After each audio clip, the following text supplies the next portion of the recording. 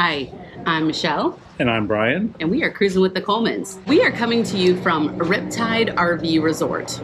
This is one of the smaller campgrounds that we've been to. Yeah.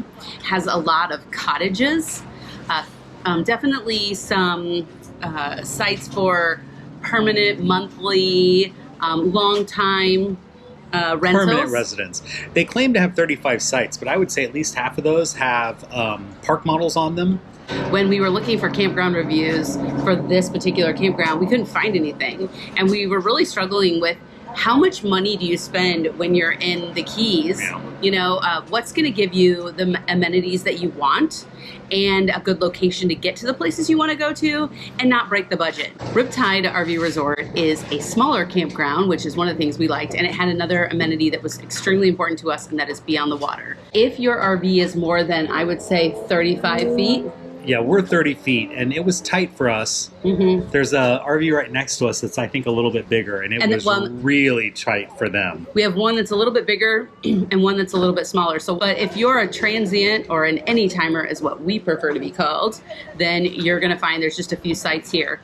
It cost us, I think it was $83 a night, which we try to stay at $50 a night. But when you're getting into the Florida Keys, you're definitely going to up your budget a little bit. And there just aren't a lot of options here. Yeah.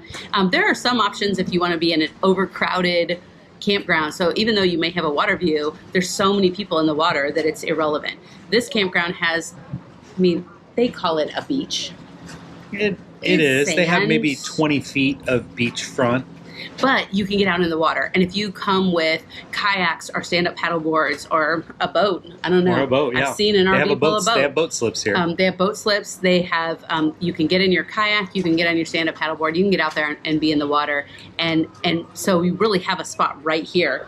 One of the things that I like about this campground is that if you don't have an RV, or if you have an RV, but you have other family coming with you, there's a lot of cottages. Not just cottages that we have talked about are for sale, but also ones that are for rent.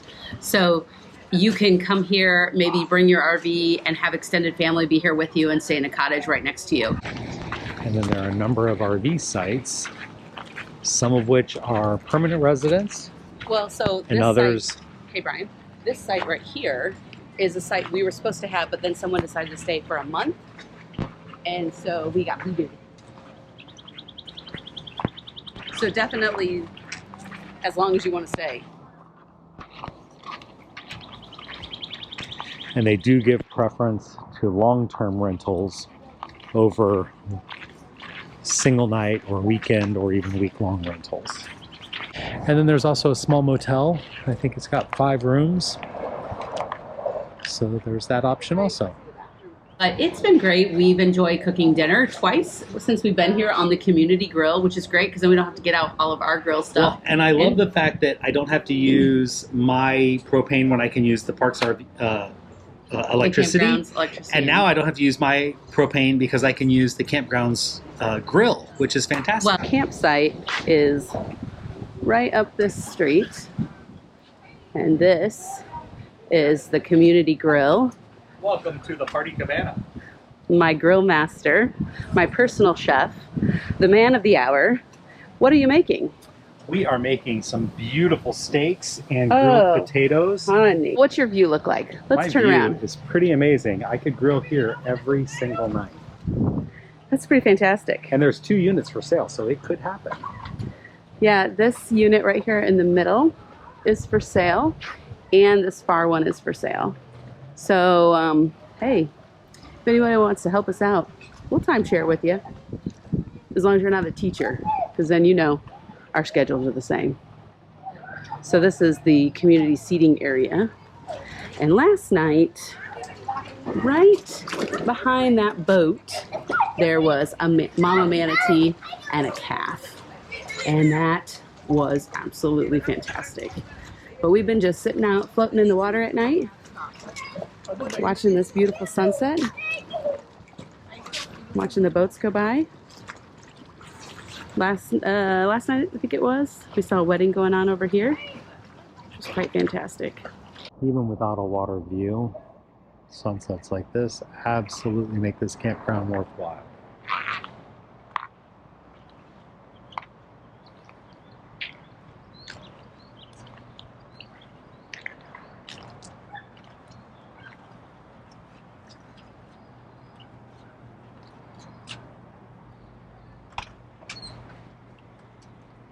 Hey, Michelle, how's the bathroom? Well, hi. Want to see? Clean. Clean. That's always an important... Shower. Okay, it's the only one, Necessities. right? Yeah, if we go around this corner. Here, since you've joined me in the bathroom, why don't you join me in the laundry room?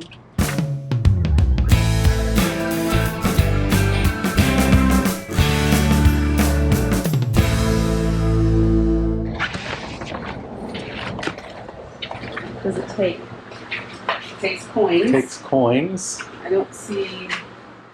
There's a light switch. It takes coins only. So $1.50 for a wash load. Not sure how And- much a dryer load is, but probably similar. $2 for a wash. Is that an ice machine? Yes, we've been buying ice for no reason. Dang it! Wah, wah. And hey, the laundry room is air conditioned, which It's is air conditioned. always a plus. But note that there is no cash machine in here, so get your quarters before you're ready. This would be a nice campsite right here. Oh, one You have more room? site, yeah. But they look permanent. Well, seasonal at least. There's the one that Brian and I want to buy. So This unit right here is for sale. Ooh, let's see how much it is. On that info sheet, I bet it will. Do it. Okay, you guys, let's take a deep breath. Guesses? Let's be in this together. I'm thinking it's 6 digits, but if there's a lot fee, it's not. No price. No price. We're going to take that home with us so we can look it up. We need to tell you about the amenities here at Riptide RV Resort. So there's Wi-Fi, and it's decent The Wi-Fi. Wi-Fi is pretty good. We've been able to stream like Hulu and Netflix on it okay. Using our HDMI cable. Yeah. There's cable. Now this one's a little interesting. So there's an outlet coming from your pedestal, and then they give you a box. We attempted about 5 times to I make never this. could get it to work, but I'm And- sure other people do. She didn't seem inclined to help me. So I don't know. We just turned it back in and said, forget it. We can stream Hulu and that's enough for us. So those are the 2 big amenities. One thing that we just found out when we were, I think, recording this is that there's the ice machine. So Brian has loaded up on some ice before we left. The only other problem would be noise. Here, we're right off the one. Obviously, you saw that on the tour, and a butterfly just landed on the camera, or a moth. I'm on.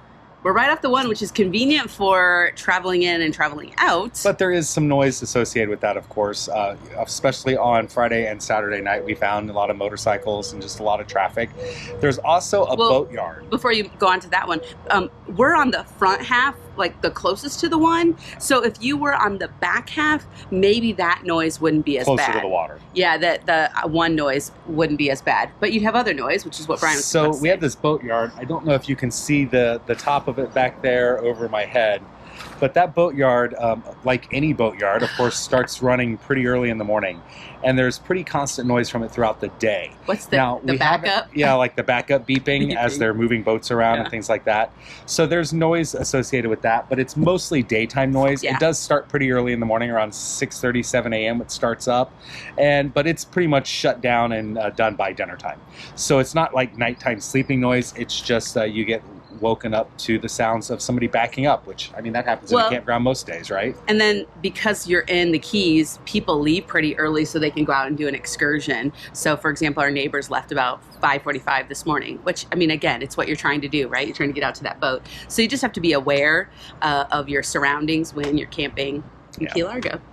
We really have enjoyed staying here. We're only a 5-minute drive to John Pennekemp State Park. We are 45 minutes from Biscayne National Park, and those are the 2 things. Heading north, right? Heading north. Both of them are heading north. Those are the 2 things that we came to do.